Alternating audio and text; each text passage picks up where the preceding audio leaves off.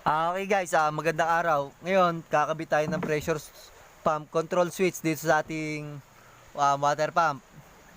Guys, before natin to gawin, shoutout muna doon sa mga walang sawang sumusuporta sa ating video.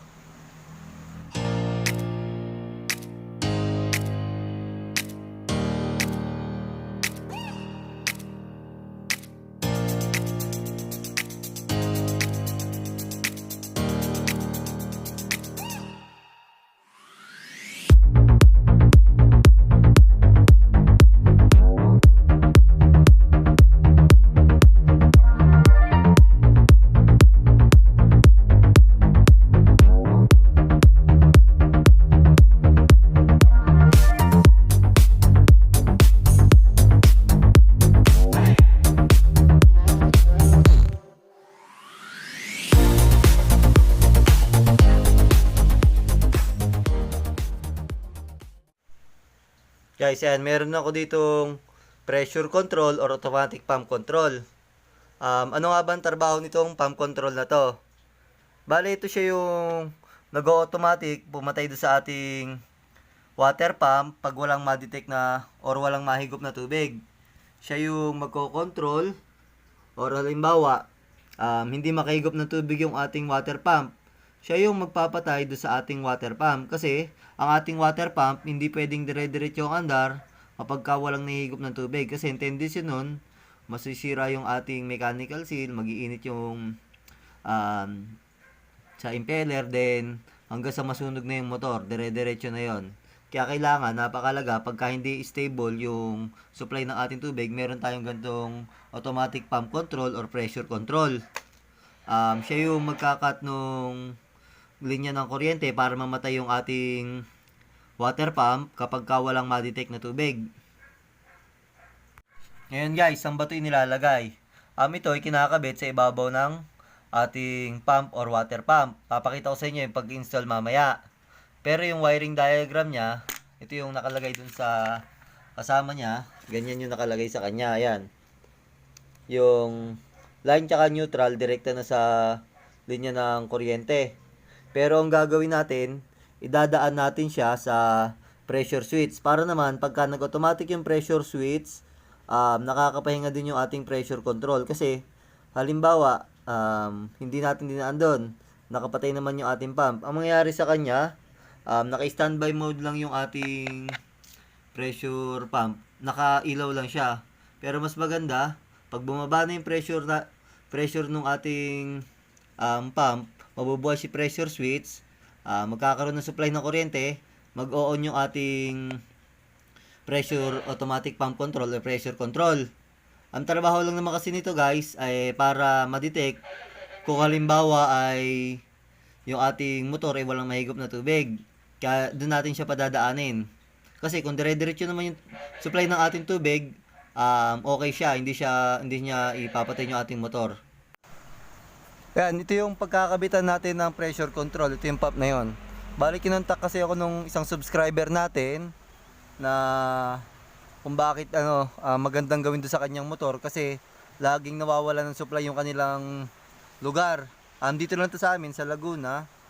Mabilisan lang to kaya sinervice ko na kasi hindi pa rin naman ako makaliban ng ibang bayan, makalabas ng bayan kapag magkakabit or magagawa. Yan, bukod sa lalagyan natin to ng pressure control, may mga napansin pa ako dito, napapalitan natin. Binanggit ko na rin doon sa ating customer. Yan, yung wire niya, ayan, flat cord yung ginamit. Papalitan natin siya ng yung royal cord na. Basta lang naka-splice din, ayan, expose siya. Okay lang naman expose, pero wag naman ganito yung wire na gagamitin. Kasi motor nga yung patatakboy natin, hindi naman kabaka basta to ilaw lang. Yan, tapos kinontak nga ako, gawa ng lagi nawawalan tubig sa kanila, kung ano daw magandang gawin. Kasi lagi daw nilang napapansin, tumatakbo yung motor pero di naman nakakahigop ng tubig kasi may time na yung supply, wala silang nalabas sa tubig. Pero kagandahan doon naman sa motor nila, ayan, thermally protected. Ibig sabihin nun, hindi siya kabaka basta masunog kasi pwedeng mag-shut off yung motor natin kapag na-reach na yung init na or na-detect na yung sobrang init na yung motor. Yan, tapos yung mga materialis na to, ito pa rin yung gagamitin natin kasi may mga suggest akong materyales, hindi lang makabili kasi may mga bayan pa dito sa amin na naka-lockdown, di makaliban. Kung ano lang yung available, yun na lang yung gagamitin natin. Ang mahalaga, malagyan natin siya ng pressure control. Ito pa rin yung pressure switch niya, dito pa rin natin padadaanin yung kuryente para naman yung ating pressure pump or pressure control mag-shut off yung kuryente kapag napuno na yung pressure. Tapos ito yung gagamitin kong wire, royal cord na, pero number 12 yung loob nito para may insulation siya kahit hindi nakapasok sa PVC. Kasi papalitan natin flat cord. Yung breaker sinuggest ko na palitan na kahit maglagay tayo ng GFCI na outlet, ang problema wala kang available. Kakalasin ko muna tong nipple tsaka itong flexible loss, pero ito pa rin yung gagamitin natin kasi nga nabanggit ko, di ba? Mula mabili tayong gamit ngayon. Kaya ito na rin yung gagamitin natin, gagawa natin ang paraan. Malaga, mapakabit yung ating, yun nga, nasabi ko, yung ating pressure control. Itong pagkakalas natin, lalagay pa rin natin sa ibabaw ng pressure control kasi kailangan pa rin natin to kasi pagka napa-stock yung ating pump, ipaprime pa rin natin siya. Yan, dito natin lalagay sa ibabaw yung pressure control. Meron siyang arrow kung saan yung direction ng ating pressure control. Yan yung direction ng tubig, pataas. Mahalagang tingnan nyo yung arrow guys, hindi pwede magkabaligtad to. Lagyan natin ng Teflon. Then, para maiwasan din natin na mag-leak. Yan, tapos, pag nalagyan natin ng Teflon, hand tighten lang ito kasi plastic to guys. Then, kung gagamitan natin ng pipe wrench, mga 1/4 lang na ikot, pwede na yon para masigurado lang natin wag maglilik. Huwag na tayo masyadong gagamit ng pipe wrench or persado kasi pwedeng matipak to kasi plastic nga lang. Kaya mas maganda hand tightened na lang.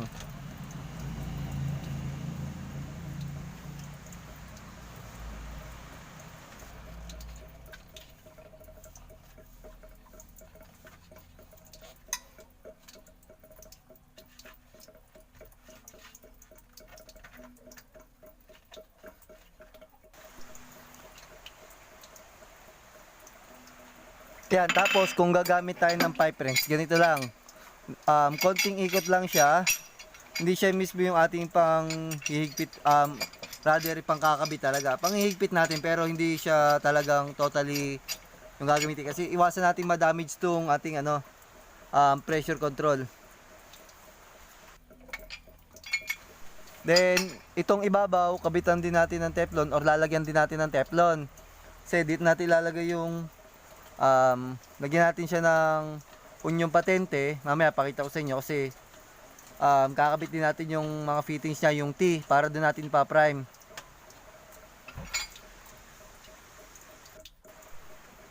Ayan, ito yung T, yung kinalas natin kanina, ibabalik din natin. Kasi dito nga natin siya ipa-prime, pagka kailangan natin prime, bubuksan tong plug na to. Then, yun, pag napa-stock lang naman, optional lang yun, talagang pagka hindi siya nahigop ng tubig.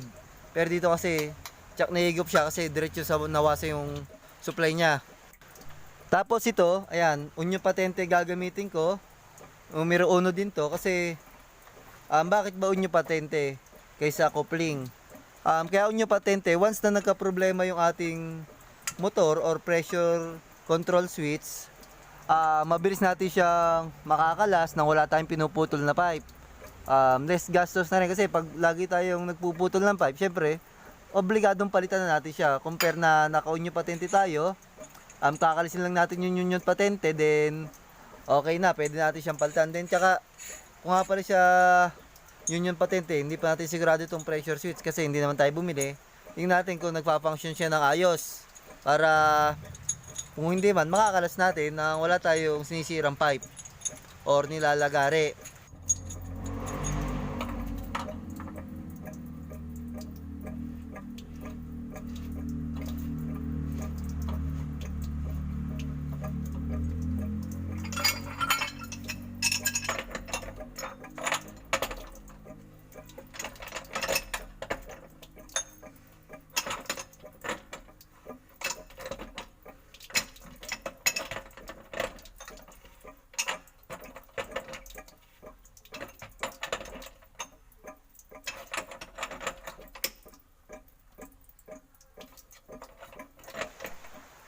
Yan, pag naramdaman yung mahigpit na or maganito yung ikot nung ating union patente, huwag nyo nakaka-percent kasi plastic nga yung ating pressure control.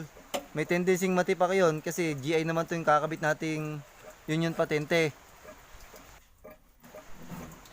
Ganito yung magiging setup niya, ayan. Naka-union patente lang siya. Tapos itong flexible loss, nakakabit siya dito sa ating 5-way connector na nakakabit doon sa pump, sa pressure switch, saka sa gauge. Ayan. Mamaya natin yung ilalagay kasi kakabit muna natin yung ating mga wire kasi sasagabal siya kapag ka nakakabit na. Nilinyan muna natin siya o wawiringan mula di sa pressure switch. Ito, bubuksan ko tong pagkakabitan ng wire para papakita ko lang sa inyo, pero wala man tayo masyadong gagalawin dito. Papakita ko lang sa inyo yung connection niya sa loob. Ito yung kanyang connection na yan. Bale, yung naka-ground siya dito sa green, tapos yung brown yung live, tapos yung blue yung neutral. Ganun din sa ating pressure control, may color code din siya. Yan. Yung green or yung yellow na may green yung ground, papunta, yan naman yung papunta dito sa ating motor. Then itong ibabaw, kakabit natin dito sa pressure switch natin. Tatanggalin natin tong mga nakakabit na flat cord kasi hindi naman advisable na flat cord gamitin natin dito kasi motor to guys, hindi naman to ilaw lang eh. Ito yung gagamitin natin, yung Royal cord. Ayan, number 12 yung gauge ng kanyang wire. Itong pula doon sa line 1. Tapos itong puti, yan ang gagawin natin ground kasi hindi, walang green. Tapos itong black, ang gagawin natin line 2 or yung neutral. Ganon din dito sa kabila, kung anong kulay nung ground, yung green, doon natin kakabit sa white para hindi tayo marito. Yung white ang gagawin nating ground. Tapos sa pagkakabit itong wire, ayan, gagamit ako ng terminal block. Itong terminal block connector, kaya gusto kong gumamit nito. Hindi na ako mag-i-splice or magdudugtong ng wire to wire kasi iwasan ko maputol yung wire natin kasi hindi pa natin sigurado kung okay yung ating pressure control switch kasi hindi to na testing, basta binili to ng may-ari. Gawa ng mabilisan lang daw, gawa ng lockdown. Hindi daw na testing. Pwede naman daw ibalik. Ang gusto ko, hindi siya ma-damage, walang maputol na wire. Para ko ibabalik natin, kasi minsan hindi na tiyatanggap, halimbawa naputol yung wire kasi sasabihin nung na tindahan, tayo may kasalanan kasi pinutulan natin yung wire or nabuksan natin yung unit, kaya ang problema, hindi na rin mapapaltan. Kaya gagamit tayo nitong terminal block connector para hindi natin ma-damage yung wire, tapos wala na tayong gagawin, wala tayong puputuling wire. Kumbaga, pagka may problema, ibabalik natin kung ano yung itsura nung nabili nila, may babalik natin na ganun pa rin yung itsura. Pagkakabit nito, yung wire or yung ground, doon natin lalagay sa gitna para yung line tsaka neutral or yung line 1 and line 2 doon sa magkabilang tabi. Para hindi naman magkadikit yung line 1 and line 2. Basta lalagay natin sa gitna yung ilagay natin gagawin, nasa gitna yung ground. Tapos make sure natin na laging maigpit yung screw niya para maiwasan natin na mag-loose. Kasi nga, di ba, pag naglo-loose, doon pwede mag-spark or makalas yung wire natin. Then pag nakalas, syempre, live wire yan, pwedeng dumikit doon sa ating motor. Okay, yung ibabaw muna. Yung ibabaw, yan yung i-connect natin dito sa ating Royal cord. Itong Royal cord na to, papunta doon sa pressure switch. Di ba doon sa diagram, papunta siya doon sa mismong linya ng kuryente, pero dadaan natin siya ng pressure switch para pag nag-automatic or na-reach na yung pressure, mamamatay yung pressure switch, wala ding supply itong ating pressure pump. Kumbaga, nakakapahinga siya. Hindi yung every time na naka-off yung ating pero yung ating pressure control, buhay naman. Okay, make sure lang natin na maigpit din. Then, ito, lalagyan natin ng balot or babalutan din natin siya ng electrical tape kasi open yung mga screw niya para maiwasan din natin na may mag-ground din dito. Okay daw siya pagka binalutan ng electrical tape. Okay na, double check lang natin yung screw niya kung maigpit ba talaga. para hindi natin ma-encounter na mag-loose siya, tapos maiwasan din nating mahugot yung wire. Balutan natin siya ng electrical tape para secure lalo siya. After natin balutan ng electrical tape, kakabit na natin to, yan yung supply, dito sa pressure switch natin. Nalagay din natin yung ground doon sa body ng pressure switch. Kaya natin yung puti, doon siya sa body ng pressure switch, yung ground. Tapos yung itim, din sa kabilang side ng pressure switch, tapos ito, doon sa kabilang side. Kakabit din natin tong wire na royal cord, ito yung galing sa breaker natin. Kung saan nakakabit yung pula, or yung line 1, doon din natin kakabit yung line 1 nito. Tapos yung ground, doon din sa body. Tapos yung black, doon din sa, kung saan nakakabit yung black, doon sa side na yon. Ayan, ganyan yung setup ng wiring niya dito sa pressure switch. Itong isang line 1, yung galing sa ating breaker. Tapos yung black naman, ganun din, yung galing din sa breaker niya. Tapos yung nasa right side, yung dalawang pula, yung isang pula, galing sa pressure control, tapos yung isang black na right side dyan sa pressure control. Ito yung ground nya. May contact na yan kasi metal naman pares yung pinagkabitan natin.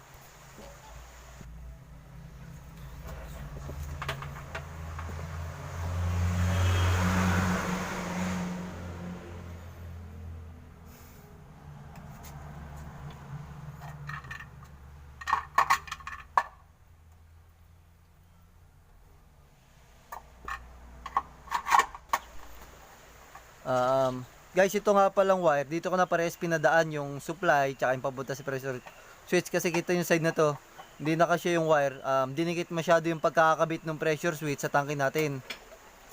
Yan, ito namang ilalim, itong ilalim papunta doon sa motor natin, yung connection nya. Tatanggalin ko na yung pagkaka-splice nito kasi kita nyo, madumi yung pagkaka-splice. Medyo delikado siya lalo na pag pinasok ng tubig. Itong motor natin, ayan, naka-ground din siya. Para, kasi dito talaga dapat nakapokus yung ground. Tapos ito yung ating capacitor. Tapos yung ating line 1, tsaka line 2 or live, tsaka neutral. Yan, halos parehas lang guys yun, yung live, tsaka neutral or line 1 and line 2. Depende kung anong connection nyo, kung line to line or line to neutral, kung anong nanggaling sa service provider nyo. Pero parehas lang yun, magkaiba lang yung term. Ang pagkaiba lang nun, syempre yung line to line, parehas 110 volts. Pero yung line to neutral, isang 220 volts tapos 0 volts. Yun. Pero halos yung pagko-connect, paglilinya niya, parehas lang guys sa motor. Kasi may nalilito pa, may nagtatanong sa akin, kumbaga ano daw yung positive tsaka negative dun sa ating linya. Wala po tayong positive tsaka negative dun. Wala pong polarity ang AC. Kasi nga alternating current siya. Ang may polarity lang po, positive negative, yung DC or direct current guys. Pero itong mga gagamit natin sa bahay, AC siya. Pero kung line to neutral ang ating linya, mas maganda hindi siya magkabaligtad, kasi pag mapapansin nyo sa ating outlet, yung meron siyang plug na may mataba tapos may maliit doon sa side, yun yung pagkakabitan natin ng live tsaka neutral. Ayan, kukonect ko na to, kagaya lang din ng ginawa natin doon sa isa, yung gitna, yung ground. Tapos yung dalawang tabi, yung blue yung ating neutral or line 2. Tapos yung pula, yung live natin or line 1. Sa line to line nga pala guys, walang problema kung alin maging line 1 at line 2. Depende na lang kung anong i-designate nyo pag naglilinya kayo sa bahay. Compare sa live to neutral, yung live yun talaga padadaanin nyo sa breaker, or tapos yung neutral pwedeng hindi na. Mga times na piyapadaan din sa breaker yun, pero okay din naman yung guys. Yun nga, kasi may magtatanong sa akin din ng gano'n, kung pwede bang idaan sa breaker yung neutral lang, pag live to neutral yung kanilang connection sa bahay. Pero pwede naman po yun. Pero syempre, pag kagawin yung connection nyo, mas maganda gumamit na kayo ng single pole na circuit breaker, para hindi naman masyadong magastos kayo sa circuit breaker, kasi yung neutral, pwede na magkakasama yon. Pero guys, kahit 0 volts yun, huwag nyo hawakan kasi current carrier din yon, or may kuryente din yon, lalo na pag nagana na yung mga appliances natin. Yan, balutan ko lang dito ng electrical tape. Tapos pwede natin siyang testingin after nating ikabit yung pipe nya papunta doon sa pressure tank. Babalik ko na rin yung takip ng ating motor para tapos na tayo dito sa ating pag-wiring para yung namang ating linya ng pipe ang ating pagtutuunan. Then pwede natin siyang testingin.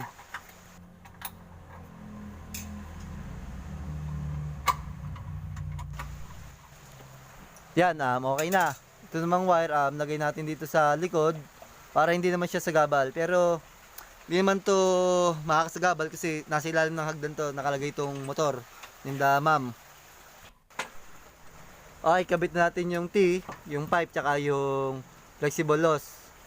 Ayan, mabilis naman siya kakabit kasi gumamit na nga tayo ng union patente para kung may problema man, mabilis din natin siya makakalas.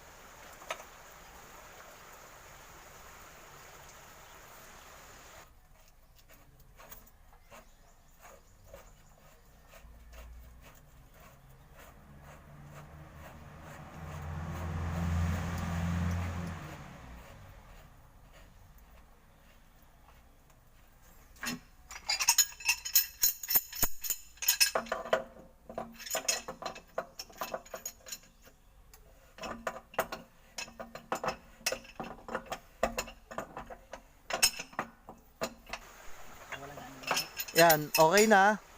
Tapos, dito natin siya ipaprime sa taas. In case lang yan, pag kailangan natin.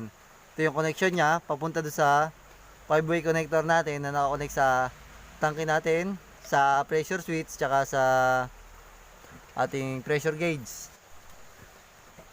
Yan, tatry natin to. Pero guys, para masubukan natin, sasarado ko muna itong valve. Kaya ko isasarado siya, para walang pumasok na tubig. Ma-try natin kung nagana talaga tong ating pressure control. Kasi nga, 'di ba, pagka walang mahigop na tubig yung ating pump, shutdown niya yung ating water pump ng kusa. Yun nga magiging trabaho niya. Kaya try natin or buhayin natin yung motor ng naka-off yung ating gate valve. Kaya kita nyo, nakapula siya, ibig sabihin, wala siyang nahigop na tubig kasi nakailaw yung failure natin. Yun, namatay yung ating pump. Kasi nga, wala siyang mahigop na tubig. Yan, kahit i-reset natin ng i-reset, hindi siya nabubuhay kasi hindi niya bubuhayin yung motor hanggat wala siyang nadedetect na tubig. Ayan, kahit anong gawin natin guys. Ngayon naman, halimbawa nagkatubig na, iwan natin itong ating valve. Subukan natin kung nagana. Pagka ganun nagkatubig na guys, every time, pwede nyo siyang i-reset lang ng i-reset. Then, pag alam niyang may tubig na, mabubuhay na yung ating motor. Yan. Nga pala, hindi natin kailangang i-prime or katiin kasi yung ating tubig galing na sa nawasa, meron na yan siguradong nalabas na tubig or nagsusupply na tubig papunta sa ating motor. Gagawin na lang natin, i-reset to, ating pressure control. Kaya kita nyo guys, nawala yung pula niya, ibig sabihin, meron siyang nahihigop na tubig. Kasi kung wala siya, magigilaw na kulay-kulay, failure, then hanggang sa mamatay ulit yung ating pump. Kaya ganyan lang siya guys. Ibig sabihin, okay yung ating nabiling naman na automatic pump control or pressure switch. Nakita nyo guys yung trabaho ng automatic pump control or pressure switch sa ating water pump. Siya yung nagsisilbing protection, lalo na kapag laging walang tubig yung ating supply. Kaya napakalaga na meron ito kasi hindi maiwasan nating masira yung ating motor. Mahal din naman 'di ba ang motor? Hindi rin biro ang presyo ng mga motor or water pump. Kaya mas maganda, meron tayo na pressure control sa ating bawat pump. Ayan guys, sana meron kayong natutunan or sana po natulungan ko kayo sa bidyong to. Yung mga may problema sa ating water pump. Kung meron kayong mga tanong or suggestion, sulat nyo lang po sa ating comment. At kung may mga nais kayong pagawang video, ganun din po. At maraming salamat po at God bless po.